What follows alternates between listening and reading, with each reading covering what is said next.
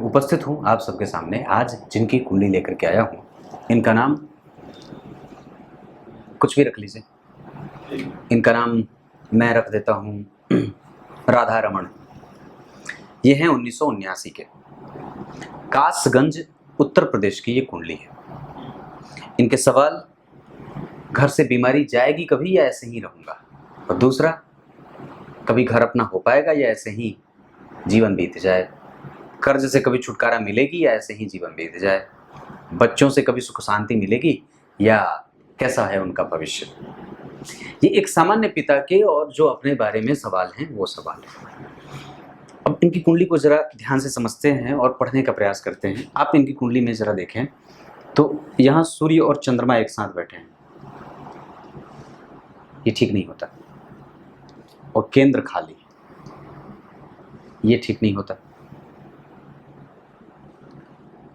चतुर्थ भाव के अधिपति और द्वितीय भाव के अधिपति, पंचम भाव के अधिपति और तृतीय भाव के अधिपति। अब जरा विचार करिए, तो चतुर्थ द्वितीय मतलब बुध चंद्रमा, उसके बाद सूर्य तो सूर्य, और उसके बाद शुक्र तो शुक्र। ये एक आकृति बनी। अब देखिए, एक ग्रह यहाँ, दो ग्रह यहाँ और चार ग्रह यहाँ, ये एक आकृति बनी। जब तीन ही घर में सारे ग्रह बैठ जाएं तो इसे वापी योग कहते हैं। और जब कुंडली में ग्रह ऐसे बैठ जाएं, दूसरे में, तीसरे में, पांचवें में, जैसे केंद्र के ठीक आगे, तो इसका मतलब होता है कि व्यक्ति जो है वो अब उसको अपने एग्जिस्टेंस को बरकरार रखने के लिए मेहनत करनी पड़ती है, थकना पड़ता है, मेहनत ज़्यादा करवाएंगे। ऐसा इसलिए क्योंकि लग्न के अधिपति पंचम भाव में अमावस्या दोष से पीड़ित हो रहे हैं ना भाई जी। ये देखिए, सूर्य चंद्रमा का अमावस्या दोष, आपका जन्म जो है वो शुक्ल पक्ष के प्रतिपदा का है। चंद्रमा हो गए पापक।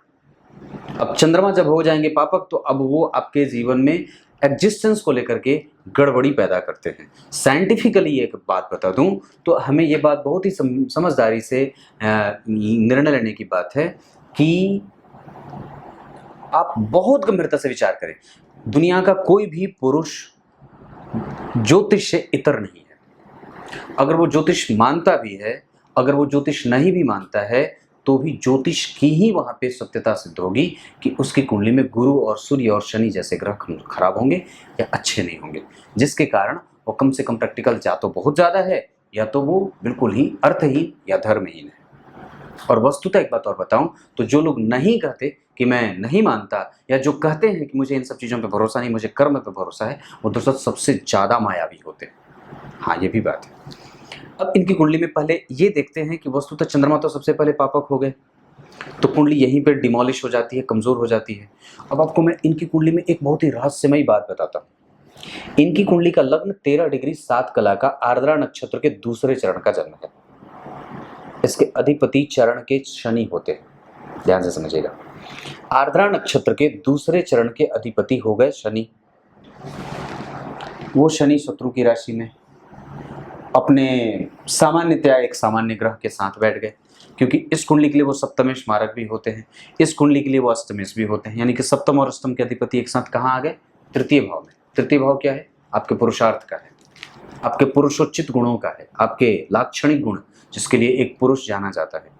वहां पे सप्तम और अष्टम भाव के अधिपति दोनों जाकर के चिपक जाते हैं, और राहु वहीं बैठा है जो आर्द्रा नक्षत्र का अधिपति है। अब इस अंतर को स्पष्ट करते हैं। अपनी कुंडली को समझ लेने से ही हमारी कितनी सारी समस्या खत्म हो जाती है। आर्द्रा नक्षत्र के अधिपति होते हैं राहु, इसके देवता होते हैं शिव भगवान भोलेनाथ, और इसके दूसरे अधिपति मतलब जो नक्षत्र का जो दूसरा चरण है, उस चरण के दूसरे चरण के अधिपति होते हैं शनिदेव, जो कि दुखी है। राहु जो है वो दरिद्र है, और शनि तो पहले ही दुख के कारक है। तो व्यक्ति पिसेगा कहाँ? पिसेगा ना, क्योंकि राहु वो पहले ही दुख है और शनि तो दुख के स्वरूप है ही। तो दोनों ही दारिद्र दोष पैदा करते हैं, और दारिद्र दोष पैदा होने के कारण व्यक्ति को मशक्कत, मेहनत, बड़ी जबरदस्ती करना पड़ता है, तब जाकर के कोई एक बात सिद्ध होती है। लाभ भाव के अधिपति नीच के, ये तो आप भी देख रहे होंगे। आश्लेषा में बैठे हैं जिसके अधिपति बुध जन्म कुंडली में लग्नेश होकर के पंचम भाव में बैठे हैं। अमावस्या दोष और शुक्र जो है वो जन्म कुंडली में जिस नक्षत्र में बैठे हैं वो स्वाति नक्षत्र का अधिपति शत्रु के घर में बैठा है। वो जो खाली कब से मेहनत ही लेता है, देता वाता कुछ नहीं है। मिलती हैं चीजें, ऐसा नहीं है, जो भी चीजें मिलेंगी वो थोड़ी देर से मिलेंगी, क्योंकि आपकी कुंडली में यहाँ चंद्रमा मंगल बैठे हैं, यहाँ भी मंगल बैठे हैं, यहाँ भी चंद्रमा बैठे हैं, यहाँ भी शुक्र। आपको एक बात बताता हूँ, इन्होंने पूछा एक व्यापार वगैरह भी करना चाहिए कि नहीं। आपकी कुंडली में व्यापार जरूर करना चाहिए। पत्नी के साथ मिलकर के व्यापार करिए, उनको पार्टनर बना करके व्यापार करिए, उनके नाम पे व्यापार करिए। खुद के नाम पे करेंगे तो लुटिया डूब जाती है, कई बार कमजोरी मिल जाती है, क्योंकि आपकी कुंडली जो है वो थोड़ी कमजोर है। लग्न के अधिपति का पंचम में आना, अमावस्या दोष में जाना, ये पहली बात। दूसरे नंबर, धन के अधिपति जो है वो जन्म कुंडली में नीचा विलासी, धन भाव खराब क्योंकि नीच का मंगल बैठे। तीसरे भाव में गुरु शनि और राहु के साथ जा रहे हैं, ये दोनों को ही नहीं चाहते इस अपने साथ बिठाना, और दोनों वहीं बैठे हैं। वस्तुतः वो कुछ अच्छे परिणाम दे सकते थे। दशम भाव के अधिपति का तृतीय में जाना पिता से संबंध भी कमजोर करवाए और व्यक्ति को खुद भी परेशान कर देते हैं। तो यहाँ पे अब आपको एक बार पिता को भी संभालना होता है और खुद को तो संभालना पड़ता ही है, ये गड़बड़ी हो जाती है। अब व्यक्ति वहां पे नेचुरली जो है वो मेहनत करने वाला हो जाता है, क्योंकि शनि और राहु दोनों। अब आप जरा विचार करिए, अब आपको एक बड़ी अच्छी इसे बात बताता हूँ। सप्तम भाव के अधिपति शुभ ग्रह, दशम भाव के अधिपति शुभ ग्रह अपने भाव से पंचमस्त गए, तो सप्तम भाव का तो संपूर्ण ठीक रहा, व्यापार आप कर सकते हैं। यहाँ भी गुरु उच्च के बैठे हैं, यहाँ भी शुक्र बैठे हैं, मंगल उनको देख रहे हैं, परिवर्तन का योग लगा है, व्यक्ति व्यापार करे और उसमें कोई गड़बड़ भी नहीं है। शनि भी जो है वो जब व्यापार देखना हो तो शनि को जरूर देखना चाहिए। यहाँ के अधिपति शनि जो है वो वस्तुतः अपनी उच्च की राशि को पंचम भाव को देख रहे हैं, शनि की तीसरी दृष्टि। अब व्यात करिए तो पराक्रम के अधिपति सूर्य पे शनि की दृष्टि है, जो अष्टम भाव के अधिपति है। इस कारण से यहाँ पे अब एक अलग तरीके का कंगाली, मतलब कंगाली तो नहीं कहूंगा, यहाँ पे एक अलग तरीके का जो है वो रिक्त हो जाता है व्यक्ति, कि उसका जो पराक्रम है, उसके जो पराक्रम के बाद का परिणाम है वो विलंब से या विपरीत परिस्थिति का निर्माण करने के बाद आता है। रिकॉग्निशन जो मिलनी चाहिए वहीं पे अमावस्या दोष लगा है ना पंचम भाव में। सूर्य और चंद्रमा दो जगह पे बैठे हो तो अच्छे होते हैं, यहाँ और यहाँ। बाकी के अन्य भावों में उनकी कमजोरी होती है, जो व्यक्ति को मल्टीपल टाइम जो है वो निगेटिविटी देते हैं और व्यक्ति हताश निराश हो जाता है। और कई बार उसको पूर्व जन्म से कुछ मिला भी नहीं होता है, सब कुछ खुद के बल पे करना पड़ता है या किसी दूसरे के ऊपर आश्रित होकर के अपना जीवन व्यतीत करना पड़ता है। घुमंतु बनना रहे, इधर उधर घूमता रहे, और हर बार उसके निर्णय जो है वो बदल बदल से जाते हैं। उसके निर्णय कई बार गलत भी हो जाते हैं और कई बार वो अपने बातों पे उतरता भी नहीं खरा, क्योंकि मंगल जो नीच के होके बैठे हैं। ये बात समझने की है। तो गुरु जो है वो शनि राहु के संबंध में, अब जरा विचार करें तो शनि और राहु दोनों यहाँ पे शत्रु के घर में बैठ गए और इनकी दृष्टि पड़ गई यहाँ, तो भाग्य का बल कमजोर। हालांकि भाग्येश होने के साथ अगर गुरु भाग्य के कारक और भाग्य के अधिपति दोनों का संबंध बनेगा तो मैं एक बात जरूर कह सकता हूँ कि देर सवेर व्यक्ति का भाग्य जरूर उसके साथ आए। और सूर्य की राशि में बैठे हैं तो मैं समझता हूँ कि भाग्योदय हो भी चुका है। सूर्य अच्छे समय पे भाग्योदय कराते हैं, वो लेट लतीफी के शिकार नहीं होने देते। लेकिन गुरु भी वहां बैठे हैं और शनि राहु का संबंध जो है वो थोड़े से व्यक्ति को मेहनत में लेके जा रहे हैं। क्यों ऐसा? याद करिए, मैंने एक कार्यक्रम बताया था जिसमें उसमें ये बात कही थी कि किसी भी भाव के ठीक पीछे वाले भाव में गड़बड़ी अगर होती हो तो समझ लेना चाहिए कि हमें उस भाव का फल अच्छा नहीं मिलने वाला है। चतुर्थ भाव के अधिपति तो बढ़िया बैठे, पर 12वें के भी अधिपति होते हैं, और चतुर्थ भाव के ठीक पीछे शनि राहु के संपर्क में गुरु आ जा रहे हैं। इस कारण से कमजोरी। और केंद्र में जो थ्रस्ट पावर होता है वो बड़ा अच्छा होता है, पर वो है नहीं। तो मेरे कहने का मतलब यहाँ पे ये है कि आप जब अपनी कुंडली को देखते हैं तो सबसे पहले तो आपको अपना व्यापार अभी थोड़ा रुक करके ही चालू करना चाहिए, 2024 के करीब, अक्टूबर के करीब में, अभी नहीं। दूसरे नंबर पे अभी आप सबसे टफ टाइम से गुजर रहे हैं, जहाँ पे मशक्कत बड़ी होती है, मेहनत होती है। अगर हो सके तो 2027 तक एक लाजवर धारण कर लीजिए। शनि की दशा है, कुछ शांति मिल जाएगी, फोकस बढ़ेगा, काम थोड़े बढ़ने लगेंगे। अब एक बात और बताता हूँ, इस कुंडली में कुछ संबंध दिखाता हूं आपको। 12वें भाव के अधिपति और पंचम भाव के अधिपति पंचम में, पर ये जन्म कुंडली में चंद्रमा को अस्त कर देने से कुंडली के जितने ही प्लैनेट होते हैं वो सब थोड़े थोड़े कमजोर से हो जाते हैं। भाग्य भाव के अधिपति और भाग्य के कारक भाग्य को देख रहे हैं, आपके पास पूर्वजों का बल है, उनकी दी हुई संपत्ति है, उसका उपभोग है और उसको आप भोग भी रहे हैं। दशम भाव के अधिपति तृतीय में ये ठीक नहीं होता, और मंगल की दृष्टि जो है वो जन्म कुंडली में यहाँ पड़ रही है। अब जरा विचार करिए, मंगल नीच के हैं, पहले ही खिन्न है। इस कुंडली के लिए वो लाभेश और तृतीय छठे भाव के अधिपति होते हैं, पापी भाव के अधिपति। कहाँ पाप फैलाएंगे?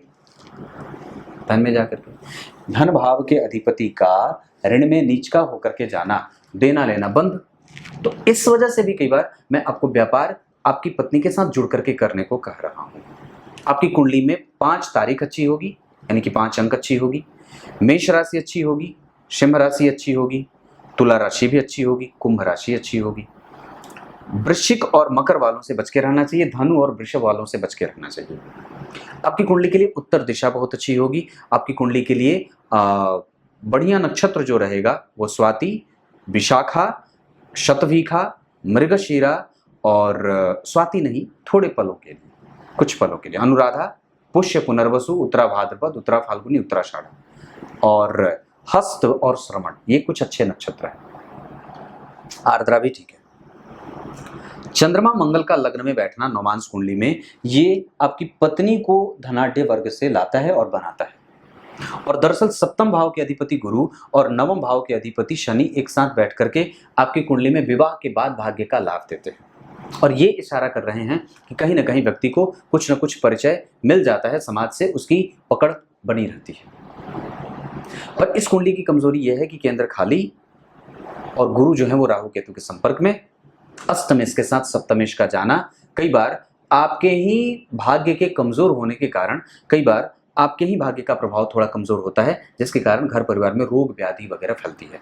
अब ये रोग क्यों होता है इसको समझते हैं। घर भाव के अधिपति पे मंगल की दृष्टि जा रही है, और चंद्रमा तो सभी जगह से असंतुलन करते हैं, अगर असंतुलित करते हैं तो हर तरीके से।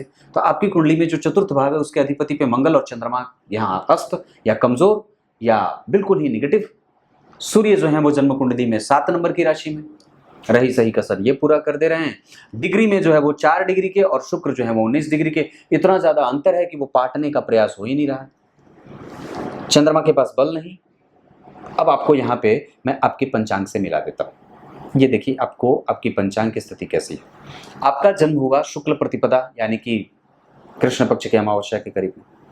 इस कारण से ये समस्या बन गई कि व्यक्ति के जीवन में अब यहाँ पे जो है वो लुटिया डूबती है। आप कार्तिक और आश्विन माह में जन्मे हैं, इस वजह से कई बार आप पे गलत चीज या गलत तरीके से आपको समझ लिया जाता है। गलत तरीका आपको आपके साथ आजमाते हैं लोग, गलत करते हैं। सबके साथ अच्छा होगा, आपके साथ कई बार आपको लगेगा कि मेरे ही साथ ऐसा क्यों होना था, ये हो जाता है। गलत ठप्पा लग जाए, गलत तरीके से आपके जो है वो समाज में छवि बन जाते हैं, ऐसी स्थिति होती है। दक्षिणायन में जन्मे होने से दुख की स्थिति थोड़ी बनती है। यहाँ पे अब दम, साहस, बल, पराक्रम, मेहनत ज्यादा करनी पड़ती है। शरद ऋतु में जन्मे तो खुद के काम के लिए आलसी, दूसरे के काम के लिए तुरंत पजामे का नाड़ा बंधा हुआ है, तुरंत तैयार हो गए। और यहाँ पे रविवार का जन्म, रविवार के जन्मे होने से व्यक्ति जो है वो चाहे कैसी भी स्थिति में रहे हमेशा डट करके मुकाबला करने को तैयार है। उसके पास रहता है पर वो भौतिकीय लक्षणों से युक्त ज्यादा है, इस वजह से उसको चाहे जितना भी दे दिया जाता है कई बार उसको कम लगता है। अब आगे बढ़ता हूं। शुक्ल प्रतिपदा, स्वाति नक्षत्र, प्रीति योग, प्रेम बहुत बढ़िया है, इस पर संदेह नहीं किया जा सकता। और शूद्र वर्ण और देवगण के होने के कारण, अब एक बड़ी अद्भुत बात बताता हूं। शूद्र वर्ण और देवगण के होने के कारण मेहनत तो करता है व्यक्ति, पर दूसरों की सेवा में और चाटुकारिता में भी कई बार इसको जाना पड़ता है। नहीं जाना चाहिए तो फिर भी जाना चाहिए, क्योंकि ये मिथुन लग्न के हैं तो कई बार व्यक्ति जो है वो तीव्रतम विकास कर लेता है। पर नक्षत्र जो लग्न का बना है ना, वो व्यक्ति को कई बार ऐसा बना दे कि भविष्य में जो घटित होने वाली है चीजें उसको भी वो पहले जान जाए। पूर्वाभ्यास की का बड़ा मतलब वो जो है वो एक बड़ा ये होता है, ये इनको उपलब्धि मिली हुई है, क्योंकि अष्टम भाव के अधिपति गौर करिए सप्तम भाव के साथ बैठे हैं और राहु के संग बैठे हैं। इसका सीधा सा स्पष्ट उत्तर होता है कि व्यक्ति सोचता भी ज्यादा है, मंथन भी ज्यादा करता है, विचार भी करता है, तेजस्विता का गुण भी रखता है, ज्योतिषीय तत्वों का सार भी जानता है, क्योंकि लग्नेश के ऊपर शनि की दृष्टि है और अष्टम शनि ही होते हैं। और मैं तो समझता हूं कि अगर लग्नेश के ऊपर शनि की दृष्टि हो, शनि जैसा ग्रह अगर महत्वपूर्ण भाव में बैठा हो, अपने तृक स्थान या दुह स्थान या फिर जहां भी अगर अपने भाव को देख रहा हो, तो शनि महत्वपूर्ण हो जाते हैं। और आपकी कुंडली में तो वो उत्तरा फाल्गुनी के बैठे हैं और जो कि सूर्य आपकी कुंडली में ऊर्जा से भरे हुए हैं। लेकिन जिस नक्षत्र में सूर्य बैठे हैं उस नक्षत्र के अधिपति से उसको कोई बल नहीं मिल रहा। दृष्टि देख रहे हैं तो थोड़े बहुत कमजोरीपन को मजबूती दे रहे हैं। अगर वो उच्च के होते तो ठीक होती बात, लेकिन वो ठीक नहीं है और इस कुंडली के लिए वो दारिद्र दोष पैदा करेंगे। लाभेश का या ऋणेश का धन भाव में जाना, जहां लाभ भाव के अधिपति होकर के धन भाव में जाएंगे तो ये महाधनी योग पैदा करेंगे, लेकिन अष्टम भाव छठे भाव के अधिपति का दूसरे भाव में जाना ऋण दोष पैदा करता है। विशेषतया अष्टम भाव के अधिपति के साथ संबंध बन जाए तो निकटस्थ तो दोनों बैठे ना शनि मंगल। शनि की तीसरी दृष्टि यहाँ के लिए अच्छी है, पर यहाँ चंद्रमा को भी प्रभावित कर रही है, शुक्र को भी प्रभावित कर रही है, शनि को भी प्रभावित कर रही है, खुद को भी, और बुध को और सूर्य को तो कर ही रही है। शनि खुद को वहां पे प्रभावित इसलिए कर पा रहे हैं और थोड़े अच्छाईपन से युक्त हो जाएंगे क्योंकि तीसरे भाव में पापक ग्रह का बैठना अच्छा होता है। पर कहाँ कमजोरी? पर यहाँ कमजोरी कि पापक ग्रह की राशि में पापक ग्रह के बैठ जाने से अब आपके पास सारी चीजें जो है वो मेहनत पे ही आकर के टिक जाती हैं। कई बार आपके भाग्य का बल आपको कमजोर कर देता है। इस कारण से कि जन्म कुंडली के चतुर्थ भाव के अधिपति पे लाभ भाव और ऋण भाव के अधिपति मंगल की दृष्टि पड़ जाती है, जिसके कारण मंगल का प्रभाव और शनि का प्रभाव है। गारंटी देता हूं जरूर होगी बात, क्योंकि चतुर्थ भाव के अधिपति बुध के ऊपर मंगल की दृष्टि है और शनि की दृष्टि है। मैंने सूत्र बताया था, याद करिए। अगर आपकी कुंडली में चतुर्थ भाव के अधिपति का संबंध शनि और मंगल से होता हो तो व्यक्ति जरूर ही अपने बल पे धन संपत्ति इकट्ठा करता है। ये अवश्य भावी है और ये बहुत आवश्यक है और ये हो जाता है। इनकी कुंडली में है, पर वो अभी शनि में गुरु के बाद या फिर बहुत अच्छी जो दशा होगी वो बुध की दशा में एक्टिव होंगे, तब ये बात बनेगी, यानी कि 2025-26 में के बाद वैसी स्थिति। हालांकि एक योग अभी 2024 के 10वें महीने में भी आ रहा है, आप चाहें तो उस समय भी प्रयास कर सकते हैं, पर मैं समझता हूं कि अगर लेट लतीफी भी हो रही हो तो उसमें आपको चिंता में जाने की कोई आवश्यकता मैं नहीं महसूस करता हूं। क्लियर है? चंद्रमा स्वाति के तो ये बहुमुखी बहुआयामी और व्यक्ति एक जगह पर टिकता नहीं है, कई बार बदलने का अभ्यास बहुत ज्यादा करता है। उसको लोग कई बार संशयात्मक दृष्टिकोण से देख लेते हैं। वो भले ही किसी के बारे में अच्छा सोचे, लोग उसके बारे में कभी भी अच्छा नहीं सोचते और कई बार उसकी छवि जो है वो एक बहुत ही कलुषित विचारधारा के व्यक्ति के तौर पे हो जाती है। और क्रोध इतना कि कई बार पूछो ही मत। मंगल नीच के है ना, और उनकी दृष्टि जो है वो अगर मंगल यहाँ पे नीच के हो जाएंगे तो वाणी के प्रभाव को कमजोर करेंगे। धन, पैतृक संपत्ति, इन सब चीजों पे आपके प्रभाव कमजोर हो जाएंगे। व्यय होता रहे, व्यय के कारण व्यक्ति जो है वो एकदम छटपटाता है, ये बात होती है।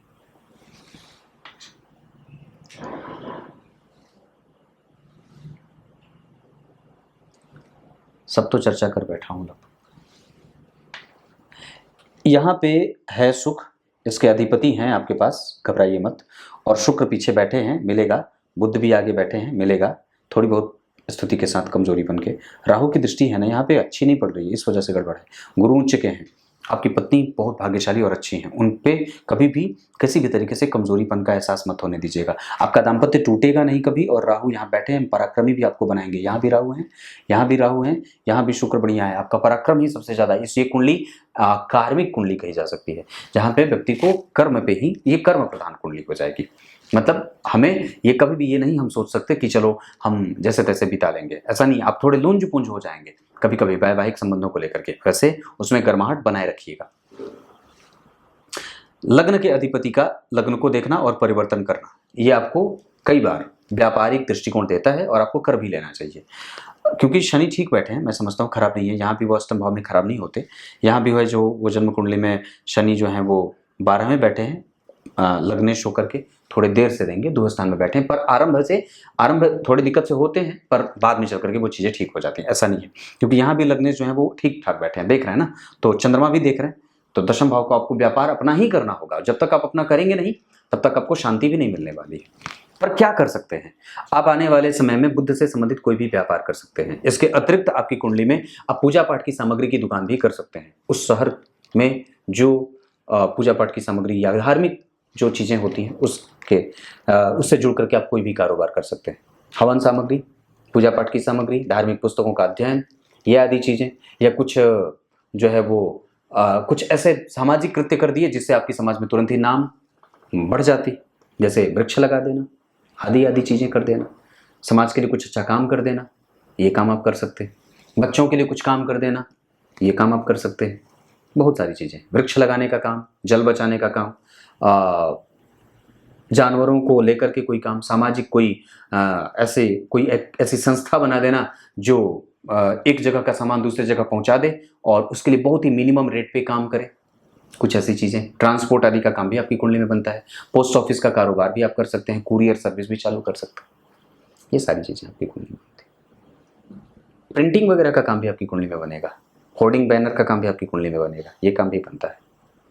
जमीन के अंदर जो चीज़ें बनी है उससे पेंट, ये सब भी आपकी कुंडली में बनता है। इतनी सारी चीज़ें बता दी। चंद्रमा कमजोर हो रहे हैं आपकी कुंडली में, मंगल शुक्र गुरु शनि बुध ये सब ठीक हो रहे हैं, सूर्य भी थोड़े कमजोरी हैं, मंगल ठीक है, बुध ठीक है, गुरु ठीक होंगे, क्योंकि गुरु तो ठीक भी हो जा रहे हैं, नवमांश कुंडली में भी यहाँ उच्च के हैं, तो कुंडली कमजोर नहीं है। अब आपको मैं एक बार आपकी कुंडली में ग्रह के आधार पर बता देता हूँ। सूर्य आपकी कुंडली के लिए अच्छे नहीं होते, क्योंकि वो इस कुंडली के लिए तृतीय भाव के अधिपति होते हैं। तो ये इतनी सारी बातें मैंने बताई। चंद्रमा इस कुंडली के लिए जहां बैठे हैं भाई जी, वो स्वाति नक्षत्र के हैं, तुला के हैं, शुक्र जो है वो उसके साथ ही बैठे हैं। दाम्पत्य में कोई परेशानी नहीं है, आप बड़े अच्छे स्वभाव के भी हैं। मिथुन लग्न के हैं तो बाहर से कठोर होते हैं लोग, पर मैथुन प्रिय होते हैं, मतलब भौतिकीय सुविधाओं से जुड़ना इनका काम होता है। आधा फल करेंगे वो, पर जितना भी करेंगे अच्छा करेंगे। मंगल आपकी कुंडली के लिए अशुभ होते हैं, मतलब अच्छे नहीं होते, मतलब उनको अच्छा भाव नहीं मिला होता है, पर फिर भी आपकी कुंडली के लिए वो 50% परिणाम अच्छा का दे देंगे। क्यों ऐसा? क्योंकि आपकी कुंडली में वो नवमांश कुंडली में अच्छे बन रहे हैं, दशमांश कुंडली में अच्छे बन रहे हैं, मतलब कर्म क्षेत्र और दाम्पत्य का या जीवन जो प्रत्येक दिन का है उसके लिए वो परिणाम देंगे, अच्छे देंगे। जैसे धन का लाभ हो जाए, व्यक्तित्व निखर के सामने आ जाए, काम में मन लगे, साहस बना रहे, ऊर्जावान बने रहे, आपके प्रतिभा का सम्मान मिलता रहे, ये सब चीजें देते हैं। बुध जो है आपकी कुंडली में अच्छे नहीं है, इस कुंडली के लग्नेश हैं लेकिन 26 डिग्री के हैं, स्वाति विशाखा में बैठे हैं। गुरु तो स्वयं ही परेशान हो रहे हैं तृतीय भाव में जाकर के, अच्छा नहीं होता उनका वहां बैठना। राहु केतु के संपर्क में है तो और भी ज्यादा जो है वो व्यक्ति को झूठ बोलना पड़ता है, छोटी मोटी चोरियां करनी पड़ती है, अपने आप से ही उलझना पड़ता है, ये सभी चीजें करनी पड़ती है बचपन से भी। तो ये बुध के कारण बुध मृत प्राय हो रहे हैं, तो यानी कि स्वास्थ्य हो जाए, समस्या हो जाए, रिकॉग्निशन हो जाए, यश कीर्ति मान सम्मान, पद प्रतिष्ठा, धन दौलत, प्रभाव, इन सब चीजों में थोड़ी थोड़ी बट्टे लग जाते हैं। तो गणेश जी की पूजा करिए, गणेश जी की आराधना करने से गणेश जी के मंत्रों का जप करिए, मैं मंत्र वो भिजवा देता हूँ, बाकी और भी चीजें भिजवाऊंगा, आप वो थोड़ा सा कर लीजिएगा। गुरु आपकी कुंडली में 50% का परिणाम करेंगे, शुक्र आपकी कुंडली के लिए 25% के परिणाम के साथ कमजोर रहेंगे, आपकी कुंडली में वो शुभदायी होते हैं, खराब नहीं होते। शनि भी आपकी कुंडली के लिए बहुत अच्छे होते हैं, शुक्र और शनि का प्रभाव आपकी कुंडली में अच्छा रहेगा, पर वो मृत प्राय है या 25% के साथ है। शनि तो बिल्कुल ही कमजोर हुए जा रहे हैं इस कुंडली के लिए, जो कि इनको अच्छा होना चाहिए था, पर वो नहीं है, क्योंकि शत्रु के घर में और डिग्री भी उनकी जो है वो 28 डिग्री की है, तो बिल्कुल ही निरंतर अधोगति को प्राप्त कर रहे हैं, और वही आपको वस्तुतः दरिद्र बना रहे हैं, शनि और राहु। हाँ सच्ची यही बात है, क्योंकि शनि और राहु का संबंध यहां से बन जा रहा है, तो थोड़ी बहुत मशक्कत यहाँ पे गुरु करवाने से बचा रहे हैं, पर रही सही का असर शनि राहु करवा दे रहे हैं। अलग बात है कि वो, क्योंकि मैंने वो बात कही थी नक्षत्र वाली बात, नक्षत्र के चरण और चरण के अधिपति, तो चरण के अधिपति शनि और नक्षत्र के अधिपति राहु, ये दोनों ही गरीब होते हैं, तो गरीब बनाते थे, है कि नहीं बात ये होती। राहु केतु आपकी कुंडली के लिए, आपकी कुंडली में राहु जिस स्थिति में बैठे हैं वो आपकी कुंडली में अशुभदायी होंगे, अच्छे नहीं होंगे, उस भाव के अधिपति अच्छे नहीं है, नीच के बैठे हैं, नीच भंग हो रहा है पर वो सामान्य हो रहा है। केतु आपकी कुंडली के लिए अच्छे बैठे हैं, मैं समझता हूं कि वो आपकी कुंडली के लिए अच्छे हैं, क्योंकि उस भाव का अधिपति उसको देख रहा है, गुरु जैसे ग्रह की दृष्टि है, मंगल जैसे ग्रह की दृष्टि है, मैं उस केतु को कभी भी खराब नहीं कहूंगा। यानी कि केतु की दशा में आपको भाग्य, धर्म, पुत्र पुत्री, दाम्पत्य, इन सब चीजों का सुख मिलता रहेगा। आपकी कुंडली में बच्चों का भविष्य ठीक देख रहा हूं, क्योंकि D7 जो चार्ट है वहां पे जो स्थिति मुझे दिखाई दे रही है, वहां पे आपको कभी भी गारंटी देता हूं, लिख के दे सकता हूं, चिंता मत करिए, आप अपनी चिंता करिए, समझे ना, आप अपनी चिंता करिए, उन लोगों की चिंता मत करिए, आपको भी चिंता करने की आवश्यकता नहीं है, 2-4 साल की बात है, थोड़ा घसीटना होता है। भाग्य बल आपके पास थोड़ा कमजोर है, ये बात मैं बार बार कहूंगा। अभी आने वाली है बुध की दशा, अच्छी जाएगी कमजोर होने के बावजूद भी। पिता के साथ संबंध आपकी कुंडली में अच्छे हैं, कोमल हैं और बहुत अच्छे हैं, और मैं समझता हूं कि माता भी आपकी कुंडली में ठीक है, आप माता के भक्त भी हैं।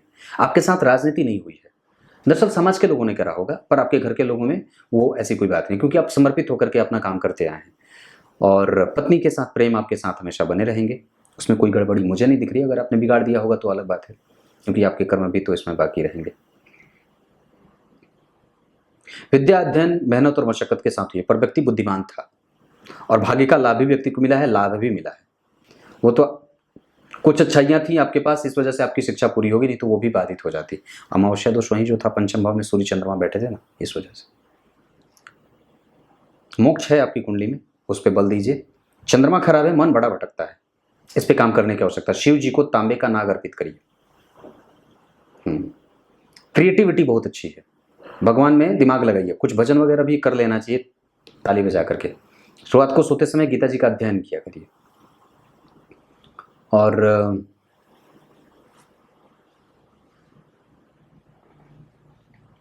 बुध में चंद्रमा जब आएंगे तो दुर्घटना के योग बनेंगे, इस पे विचार करिएगा। अब आपको बुध में चंद्रमा देखना होगा। उसके बाद चिंता आप बहुत ज़्यादा करते हैं, इस पे थोड़ी कमी जरूरी है, क्योंकि मैं समझता हूँ कि जब सूर्य नीच के हो जाए, गुरु कमजोर तीसरे भाव में चले जाए राहु केतु के संपर्क में, तो ना चाहते हुए भी व्यक्ति को कोई ना कोई घोंटी देता रहता है। तो ये बात आपके पास है, एक खत्म तो दूसरा है, एक खत्म तो दूसरा है, और कभी भी जीवन का लक्ष्य पूरा ही नहीं होता, इसमें व्यक्ति चिंतित हो जाता है ज़्यादा। क्या बताऊँ,